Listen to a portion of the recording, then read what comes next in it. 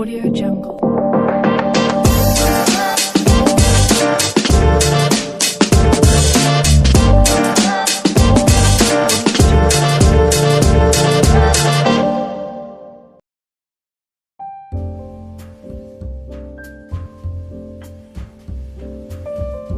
Okay, hello, မင်္ဂလာပါကိုကောင်းရဲ့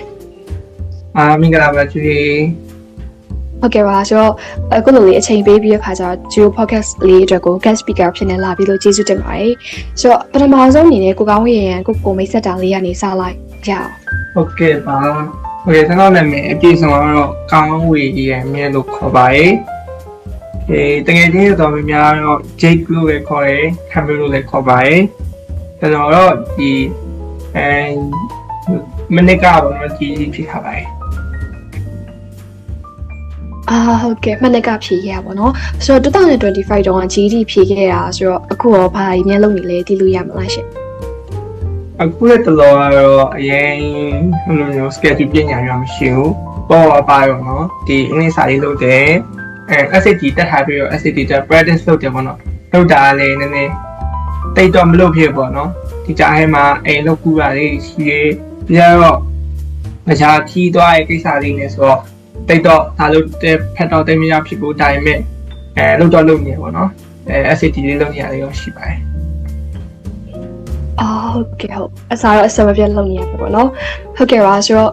ကိုကောင်းရဲ့က introduction လေးပြီးတော့ပြီးဆိုတော့ဂျိုမိကုန်းလေးပဲတစ်ချက်သွားလိုက်ပါမယ်ဆိုတော့ဂျိုကဒီ podcast လေးလုပ်ဖို့အတွက်မှာအစားပိုင်းမှာအရှိမှာပေါ့နော် survey လေးတစ်ခုကောက်ခဲ့ပါတယ်ဆိုတော့အဲ့ထဲကမိကုန်းလေးတချို့ရဲ့ပြီးတော့ဂျိုဘက်ကပြင်ဆင်ထားတဲ့မိကုန်းလေးရဲ့တချို့ရဲ့စပြီးတော့မေးပါမယ်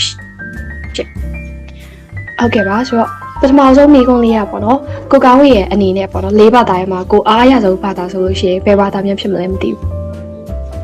ပေချာတော့ကျွန်တော်တင်ချာလို့ဖြည့်ပါမယ်ပေါ့နော်ဘာလို့လဲဆိုတော့ကျွန်တော်၄ပါးလုံးထဲမှာတင်ချာလေးအများဆုံးပဲပေါ့နော်ပြီးကြတော့ကျွန်တော်အဓိကလူဖြစ်တာလေးတင်ချာပဲပြီးကြတော့အမှတ်မြင့်ဆုံးမှတ်ထားတဲ့တင်ချာပဲဆိုတော့ကျွန်တော်အားရဆုံးတော့တင်ချာပါပဲဟုတ်ကဲ့ဟုတ်ဆိုတော့အမှတ်အမြင့်ဆုံးမှန်းထားဆိုလေးကြားလိုက်တယ်ပေါ့နော်ဆိုတော့ဂျိုလက်ချီ EDP ထားတဲ့သူဆိုတော့လေအဲ့လိုဘယ်လိုပြောရမလဲ GD ကိုဥမာတင်ချာစလုပ်တယ်ကိုကောင်းရဲ့200ရဖို့ရရမယ်ဆိုပြီးအဲ့လိုစိတ်နဲ့အဲ့လို manifest လုပ်ပြီးတော့စလုပ်ခဲ့ရလားတခြားပေါ့ရှိရပါကျွန်တော်စားရရပါနော်တင်ချာ200ရမယ်ဆိုရင်စိတ်လေးရှိရင်ဒါကဆက်မှဆုံးအဓိကအစားတော့အဲ့လိုမရှိတယ်ပေါ့ဒါပေမဲ့တင်တော့ကဆရာမပြောရပေါ့နော်ဒီဘောတော့တင်ချာ200အမပြေရလို့ရှိရင်ဒီ teacher ကကျွန်တော်တို့ပေါ့နော်တင်ချာအမ200ပြေရလူတိုင်းပေါ့နော်ဒီ surprise gift တွေ spoiler ဆောင်နေပေးမယ်ဆိုပြီးတော့အဲ့လိုမျိုးတွေပြောခဲ့ရရှိရပေါ့အဲ့ဒါကျွန်တော်တို့ကို incentive တစ်ခုဖြစ်လာခဲ့ဟေးအဲ့ဒါ incentive တစ်ခုပေါ့နော်ဒါပေမဲ့နောက်ထပ်တစ်ခုအနေနဲ့နောက်ထပ်တစ်ခုထပ်ရှိတယ်ဘာလဲဆိုတော့ငယ်ကလေးကတင်ချာအရင်ကြိတ်တယ်ပေါ့နော်ငယ်တော့ဆိုတော့တင်ချာထူးချွန်နေပြိုင်မှုပဲအဲ့တော့လေစုတွေရပူတာရှိရအဲ့အားကြောင့်မို့တင်ချာ background ကလည်းနည်းနည်းရှိရပေါ့နော်အဲ့အားကြောင့်မလို့တင်ချာလဲကြိတ်တဲ့အတွက်ကြောင့်မို့လဲဒီတင်ချာကိုအမက်နဲ့ရရမယ်ဆိုပြီးတော့လေအဲ့လိုမျိုးလုပ်ခဲ့ရပါဟုတ်ကဲ့အဓိက200ရမယ်ဆို mindset လေးရှိခဲ့ပေါ့နော်ဟုတ်ကဲ့ပါဆိုတော့နောက်ထပ်မိကွန်းလေးတစ်ခုကဒီဆက်ဆက်လုပ်ခြင်းမှာကိုရီးယားဘယ်လိုပဲ background ရှိရပြော GD နဲ့စတွေ့ရတဲ့အခါမှာနည်းနည်းလေးတော့အခက်အခဲလေးရောရှိခဲ့မှာပဲပေါ့နော်ဆိုတော့ကိုကောင်းရဲ့အနေနဲ့ဒီ GD math ကိုစလုပ်တော့ဘယ် topic ကကိုအတွက်အခက်အခဲဆုံးဒီလို confuse အဖြစ်ဆုံးဖြစ်ခဲ့လဲမသိဘူး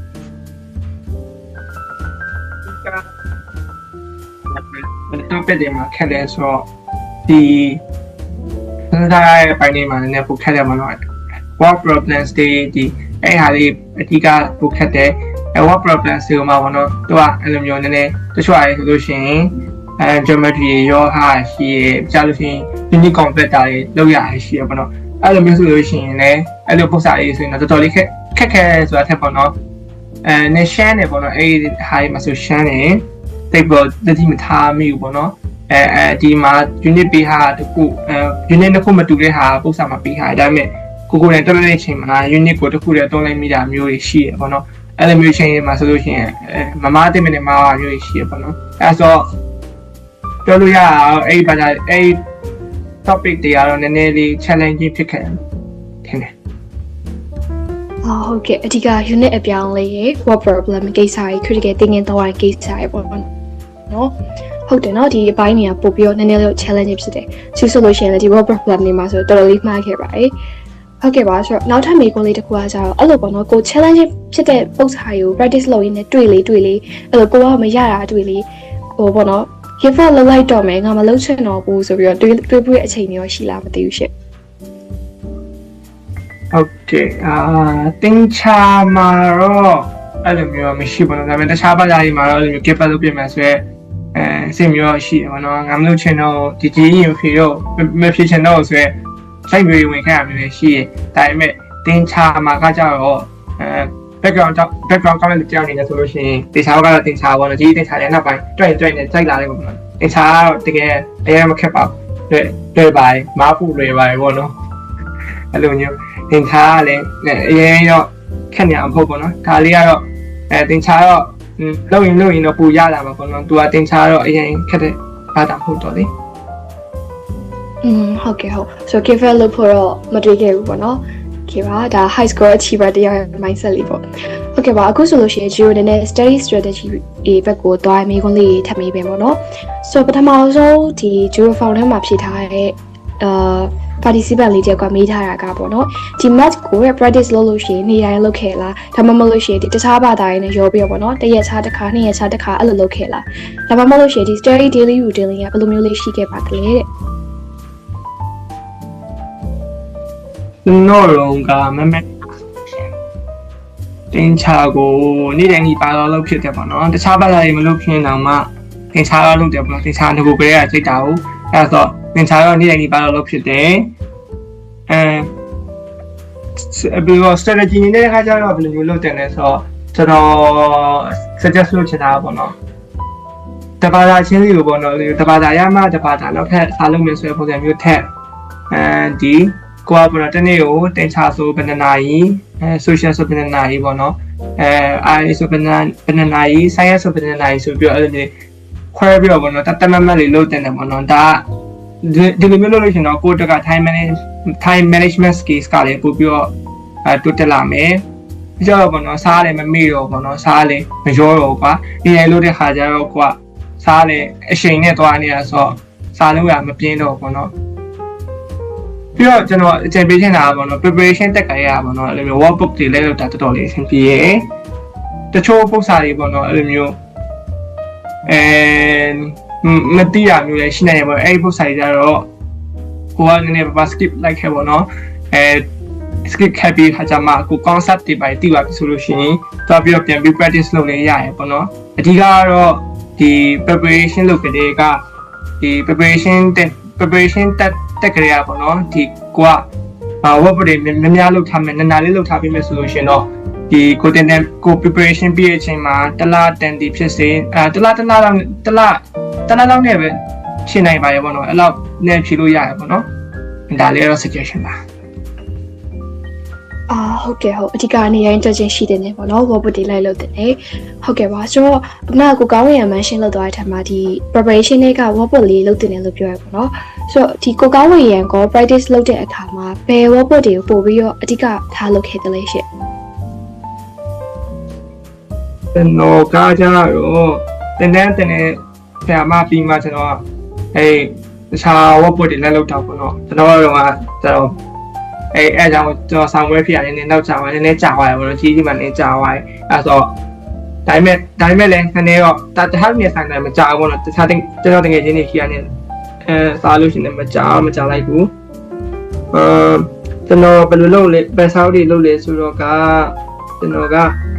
Kaplan GED test prep plus ပေါ့နော်2022-23လုပ်တယ်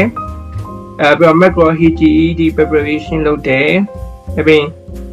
1001 GED practice question ထဲက data question တွေလုပ်တယ်ပြီးတော့ Princeton 2024ကဒီ question တွေလုပ်data question တွေလုပ်တယ်ပြီးတော့ GED crash course by alpha ထဲက data question တွေလုပ်တယ်ပေါ့နော်ကျွန်တော်တို့တော့နည်းနည်းဘယ်လိုပြောရမလဲပြောက်တော့ဖြစ်သွားတယ်ပေါ့နော်ကိုလို့ဒီလိုလည်းမျိုးကိုစားအောင်လုပ်လိုက်ဒီစားအောင်လုပ်လိုက်ဖြစ်သွားပါတော့ဒါကတော့နည်းနည်းဘယ်လိုပြောရမလဲ နည်းတော့ပြတာဖြစ်တာအဆင်မပြေပေါ့နော်အဓိကအရင်ဆုံးဒီ Kaplan တို့ Macro Hero Princeton တို့လုပ်ပြီးမှပေါ့နော်တန်တဲ့နှစ်အုပ်လို့ရှင်တော့ပို့အဆင်ပြေဘာလို့လဲဆိုတော့ concept ပြသွားပြီဆိုလို့ရှိရင်ကိုကဒီပို့စာရေးမြင်တဲ့အချိန်မှာအမြင်တက်နိုင်မှာပေါ့နော်အဓိကတော့ဒီ concept လည်းလို့ရပေါ့နော် GED ကဘယ်လောက်ပဲထားဖက်ပြီးတော့ဖြေရတယ်ပြော concept ကပေါ့နော်အနေငယ်တည်ထားဖို့လို့ရconcept လေးတည်ထားမှာပဲဒီ question တွေကိုဖြေနိုင်မှာဖြစ်တဲ့ကြောင့်မလို့အရင်ဆုံးအဲ့လိုမျိုးဒီနည်းနည်း concept တွေပါရဆောက်လေးကိုအရင်ဆုံးလုပ်တင်တယ်ထင်တယ်ဟုတ်ကဲ့ပါဟုတ်ဆိုတော့ပြန်ပြီးတော့ conclusion ပြောလို့ရှိရင်Kaplan ရဲ့ Macro ရဲ့ Princeton ရဲ့1001ရဲ့ Crash Course ရေပေါ့နော်အဲ့ဒါမှ share Kaplan နဲ့ Macro တို့လုပ်ပြီးတော့မှ channel စာအုပ်လေးလုပ်ဖို့အကြံပေးရပေါ့နော်ဟုတ်ကဲ့ပါရှင်ဆိုတော့အခုပေါ့နော်ဒီဆိုGED ဖြေတဲ့အခါမှာဒီ calculator ဒီပုံသင်နည်း sheet တွေသုံးရတယ်ပေါ့နော်ဆိုတော့ကိုကောင်းရဲ့အနေနဲ့ဒီပုံသင်နည်းကစာမေးပွဲမှာပေးရဆိုပေမဲ့တချို့ကျတို့သင်ချာရပုံသင်နည်းကဒီ sheet ထဲမှာမပါလက်ရှိရပေါ့နော်ဆိုတော့အဲ့ဒါအတွက်ကိုကောင်းရဲ့အဲ့လိုပုံသင်နည်းကို memorize လုပ်သွားရတော့ရှိလားကျွန်တော်အနေနဲ့ကတော့အဲ့လိုမျိုးတတိတတဲ့အဲ့လိုမျိုး memorize လုပ်သွားမျိုးတော့မရှိဘူးသူကဘောနော်ကြီးတင်ချာမှာပေးမေးရဲ့အဲ့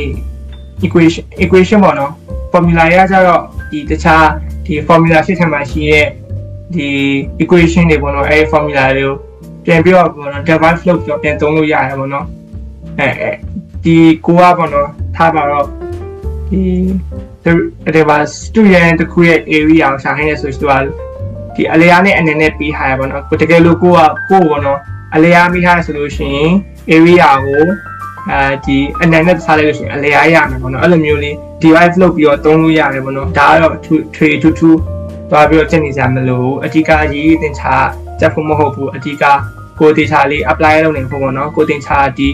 ပေးထားတဲ့ဟာလေးကိုကောင်းအသုံးချနိုင်လားဆိုတာဒီ mesh လုပ်တာပေါ့နော်အဲဆိုအဓိကကတော့အဲ့လိုမျိုး formula တွေချက်ဖို့မလို့ပေါ့နော်ပြီးတော့ calculator ကြတော့လေအရင်ကြီးချက်ဖို့မလို့ပေါ့နော်ကိုကမိသွားရဆိုလို့ချင်း MRG အဲ့ဒီ calculator reference ရှိရပေါ့နော် calculator reference တွေတကြည့်လို့ရတယ်ပြီးတော့အကြံပေးချင်တာကတော့ဒီကို practice လုပ်တဲ့အချိန်ကလေးอ่ะပေါ့နော်ဒီ website တွေမှာလည်းရှိတယ်အဲ့လိုမျိုး GED calculator ဆိုပြီးတော့ website တွေမှာရှာကြည့်လိုက်လို့ရတယ်အဲ့ဟာလေးကိုပေါ့နော်ကိုတင်ချာpractice လုပ်ကြရပါတော့အဲ့ calculator ပေါ့နော်ဒီတုံးထိုင်တော့ဒီဟိုreal test မှာပေါ့နော်တိတ်ပြီးတော့အချိန်မကြာတော့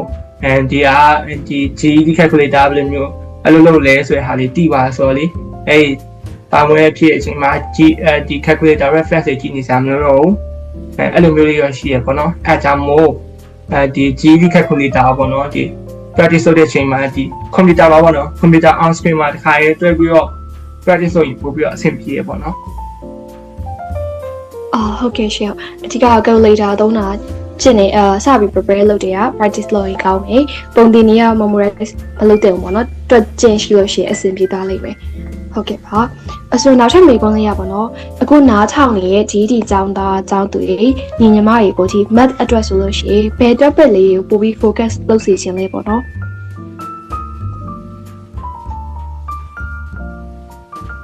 ကျွန်တော်အဲ့ဒါတော့တိကျအမှမထင်ရေပေါ့နော်ဘာလို့လဲဆိုတော့အရင် risk များရေပေါ့နော်ကျွန်တော်ကဒီဒီ probability ကိုမများလို့ပြောလို့ probability ကြီးပဲလောက်သွားရဆိုလို့ရှင်လဲကျွန်တော်တောင်းမကင်းဘူးလေနော်အဲဆိုတော့ညီရများလို့ပေါ့နော်တအားဘယ်လိုမျိုးဟို topic ကတော့ပုံများရဲ့ဒီ topic ကတော့ပုံများလို့ကျွန်တော်ရှိရလို့ကျွန်တော်မထင်ဘူးအဲဆိုတော့ topic ကGED ဖြေလို့ရှင်တော့ဒီ GED question မှာတော့ပေါ့နော်ဒီသူက topic ကစုံအောင်လုပ်ထားပြီးရဲ့အဓိကကတော့ practice များလို့ပေါ့နော် practice များလို့ပြကြလို့ရှင်အဲ့ဒီ what problems တွေမရအောင်ဆိုလို့ရှင်မများဖတ်ပေါ့နာနာလေးဖတ်ပြောနာနာလေးတက်ပေါ့နော်အဲ့ဒီဟာလေးလို့ပေါ့နော်ဒီတခြား topic တွေကလည်းပေါ့နော်အဲ့လိုမျိုး what problems နဲ့တွဲပြီးမေးရမျိုးလာရပေါ့နော် probability ဆိုလို့ရှင်ဒီ what problems ပုံစံမျိုးနဲ့လာရပေါ့နော်တခြားဒီ geometry ပုံစံဆိုလို့ရှင်လည်း what problems နဲ့လာပေါ့နော်အဲအကြောင်းမလို့ဒီ what problems ဆိုပေါ့နော်ဘယ်လိုမျိုးတွေးရမလဲဘယ်လိုမျိုးမေးချင်လာရဲဆိုတာပေါ့နော်အဲ့ approach ကိုပေါ့နော်တေချာလေးလေ့လာသွားရင်တော့ပို့ပြီးတော့အဆင်ပြေရပေါ့နော်အလားပါပဲ အရင်တော့ဟိုတော့ခုမလို့တော်တော်လေးပါ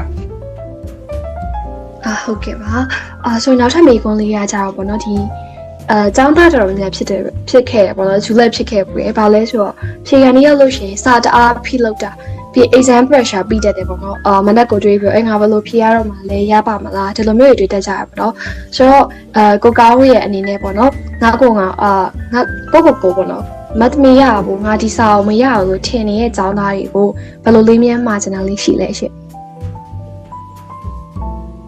ဟုတ်ကဲ့အဲ့ဟာတကကြတော့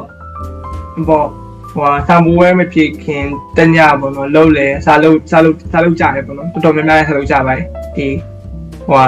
အစိုးရအကြောင်းတကယ်ကလေးဆိုပို့ဆိုတာပေါ့နော်ကျွန်တော်လည်းအစိုးရအကြောင်းတကယ်ရမယ်ဒါပေမဲ့ကျွန်တော်ဖြေတော့အရင်အဲ့လိုမျိုးမလုပ်ခဲ့ပေါ့နော်ဖြေခိုင်းနေတညဟာရလို့ရှင်မဖြေခင်တရက်ပေါ့နော်ဖြေခင်တရက်ကိုပေါ့ပါလေးစာလှုပ်တယ်ပေါ့နော်အဓိကကဒီ never party ဒီ unit computer လေးပေါ့နော်နည်းပြန်ကြည့်ရဲကြားလို့ရှိရင်formula လေးနည်းနည်းပါးပြန်ကြည့်ရဲအဲ့လောက်ပါပဲအဲ့လောက်ပဲကြည့်လို့ရှိရင်အဆင်ပြေပေါ့နော်အရင် cramp ပေါ့နော်တိတ်မထဲတော့ဘူးပေါ့နော်တိတ်ထဲဆိုရှင်ကိုအုံတော့က hand ဘယ်လိုပြောမလဲ hand ရမှာပေါ့နော်ဖုန်းလိုမျိုးပဲအလုံးမလို့တော့ပဲပေါ့နော်ဒါပဲဖြစ်နေကြလို့ရှိရင်အလုပ်ကမလုပ်ပဲနဲ့ဒီလိုမျိုးအုံတော့ကဒီတပုတ်စာတစ်ပုတ်ကနေတန်သွားမျိုးလည်းဖြစ်နိုင်တယ်ပေါ့နော်အဲဆိုတော့ခြေကကြီးတညကိုဘာမှအရင်မလုပ်တော့နဲ့အဲ့ဟာလေးမလုပ်တော့နဲ့ပေါ့နော်အဲ့ဟာလေးအကျဉ်းပြခြင်းနဲ့ပြီးကြတော့ဒီအတက်ပေါ့နော် question ကတော့နောက်ပိုင်းပါလာမသိဘူးနည်းနည်းတော့ surprise လို့ဖြစ်သွားမလားမသိဘူးတခါရောပြောလိုက်မှာပေါ့နော်ပြီးတော့မှဆိုလို့ဒါလဲဆိုတော့ပေါ့နော်မဖြေခင်တည်းရပေါ့နော်မဖြေခင်တည်းရနဲ့ဖြေမဲ့မနဲ့ကြလို့ရှိရင်ပေါ့နော်အရင်ပေါ့နော်ကိုကျမကြီးပေါ့နော်အဆိုင်အောင်တက်လူဆိုလို့ရှိရင်အဆက်တွေရှောင်တာပေါ့နော်ပြီးအစားတွေနည်းနည်းပါဆင်ချင်တာပိုကောင်းတယ်ပေါ့နော်ဒီကိုကျမကြီးမကောင်းဆိုလို့ရှိရင်ဒီစာပေါ်မဖြစ်နိုင်ဘူးပေါ့နော်အဲ့လိုမျိုးဖြစ်မှာဆိုလို့ဒီworkshop မဲ့အစားစားတို့ပြီးဘိန်းနာမဲ့အစားစားတို့ပြီးကြလို့ရှိရင်ဒီနည်းကိုတက်ပေါ့နော်ကျမကြီးနဲ့အဆင်မပြေလောက်မဲ့ပေါ့နော်အစားအစာမျိုးရှောင်တာမျိုးပို့ပြီးတော့ suggest လုပ်တယ်ပေါ့နော်ပြီးတော့မဖြေခင်ညပေါ့နော်အဲ့ဒါလေအေးရောအေးပေါ့နော်ဟိုည7နာရီတနားလောက်စာမကြည့်ပဲနဲ့ပေါ့နော်စာမကြည့်တော့ပဲနဲ့စောလေးအိပ်ပြီးတော့တခြားလေးအနားယူပါပေါ့နော်အဲ့ဒါမှတောင်ဝဲဖြစ်ရဲ့အချိန်မှာအားရှိနေမှာဖြစ်နိုင်မှာပါဟုတ်ကဲ့ပါကောင်းပြီတခြားလေးဖြစ်ပြီးအတွက်အခြေစုတင်ပါတယ်ဟုတ်တယ်ပေါ့နော်ဇူးပါဝင်စောင်းတော်တော်များများတအားအဲ့ဒါလို့ရှိရင် pressure ပြီးတတ်တယ်အဓိကတော့အဲ့လိုဟုတ်တယ်အေးရောအိပ်ပြီးတော့ဒီချာအစားကိုအားရှိအောင်စားတာကတော့တကယ်အကောင်းဆုံး tip ပါပဲဆိုတော့ကျိုးနောက်ဆုံးမေးခွန်းလေးပေါ့နော်ကျိုးအရှိရဒီ test strategies တွေနဲ့ study routine တွေအကြောင်းတော့မေးခဲ့ပြီးသွားပြီအခုနောက်ဆုံးမေးခွန်းလေးကတော့ကိုကောင်းရဲ့အတွေ့အကြုံလေးပေါ့နော်ဘာလေးလဲဆိုတော့ဒီ exam နေ့မှာစာမွေးဖြစ်ရမယ့်နေ့မှာ test center အတွေ့အကြုံလေးများတစ်ချက်လောက် share လုပ်ပေးလို့ရမလားရှင်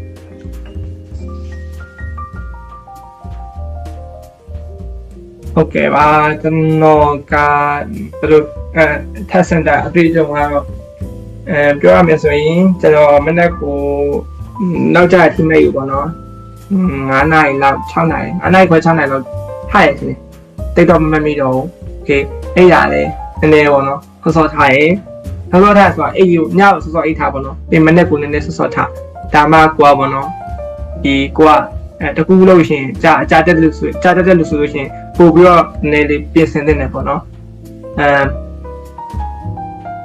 ပြီးတော့ကျွန်တော်ကဒီ exam center ကိုသွားရပေါ့နော်သွားကျွန်တော်တော့ဆိုလို့ရှိရင်တနားလောက်ကိုစောရထင်တယ်ကျွန်တော်8နာရီကျွန်တော် schedule လုပ်တော့ဆိုလို့ရှိရင်9နာရီ schedule လုပ်တယ်ပေါ့နော်အဲ့ဟာကိုကျွန်တော်ကခွန်ခွဲလောက်ကလေးစတက်တယ်ပေါ့နော်ကိုရောက်လို့ရှိရင်8နာရီ7မိနစ်8နာရီ15မိနစ်လောက်ဆိုရောက်ပြီပေါ့နော်အဲ့ဆို exam center မှာစောင့်လို့ရတယ်ဒီချာလေးစောင့်လို့ရတယ်ပေါ့နော် rush မဖြစ်တော့ဘူးနော်ကိုကအရင်တက်လာ9နာရီ schedule လုပ်ထားရဲအဲ့ဒါမှ8နာရီခွဲမှအိမ်တိုင်းစတက်တယ်ဆိုလို့ရှိရင်အလော်တကြီးဖြစ်သွားနေတယ်ပေါ့နော်အဲ့ဆိုအဓိကတက်မှဆုံးနေနေကတော့ဒီ test center ပေါ့နော်စောရောက်တာကိုကောင်းတယ်ပေါ့နော်ဒီကြားဟဲမှာ land ချက်တာ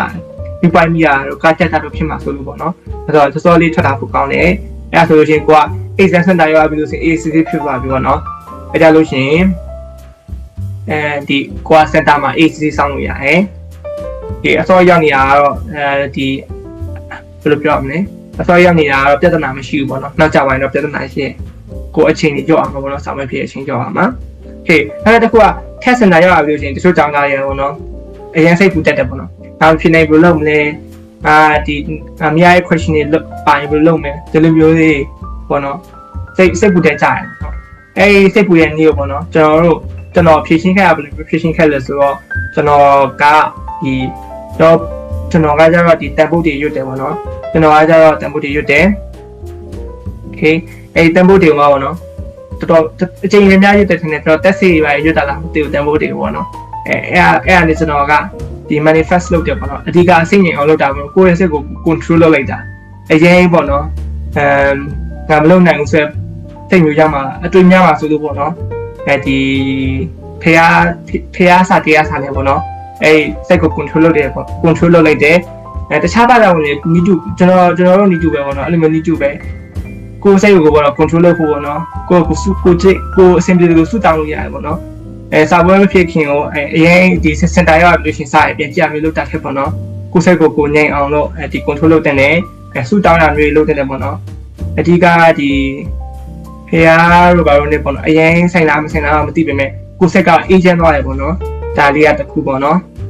ဒီကြတော့ exam ထဲမသွားရင်ပေါ့နော်ဘာလို့ရမလဲဆိုတော့ဒီလေးနည်းနည်းတောက်ပေါ့နော်ဒီအများကြီးတောက်တာမျိုးဟုတ်ပေါ့နော်အော်ဘာတောက်တာမျိုးဟုတ်နဲ့ဒီဆူရောင်တောက်ပေါ့နော်ပြီးကြလို့ရှိရင် toilet သွားဟာပေါ့နော်ဒါလေးလုပ်တင်တယ်ပေါ့နော်โอเคဒီလောက်ပါပဲပြီးကြတော့ exam room ထက်လာပြီပေါ့နော်စိတ်ကိုပေါ်ထားလိုက်ပေါ့နော်ကိုအကောင်းဆုံးလုပ်ခဲ့ရကိုအတိဆုံးပဲပေါ့နော်အဲဆိုကိုအကောင်းဆုံးလုပ်နေခဲ့ရပေါ့နော်အဲ့တက်ကိုလည်းကိုအကောင်းဆုံးတက်ကိုမျှော်လင့်လို့ရရင်ဒါပေမဲ့လည်းစိုးဆုံးတက်ကိုကြိုပြီးတော့ပြင်ဆင်ထားမယ်လို့ဒါလေးတော့ပြောချင်ပါတယ်ဟုတ်ကဲ့ပါရှင်ကိုကောင်းရဲ့ဒါလေးပြဆုံးလေးပြောပြသွားပါတော့ကိုရဲ့ဒီဘာသာရေးအရာယုံကြည်မှုနဲ့ကိုပြီးလို့ရှိရင်ကိုယ်စိတ်ကိုတည်ငြိမ်အောင်ထားဖို့ပြီးလို့ရှိရင်တခြားသော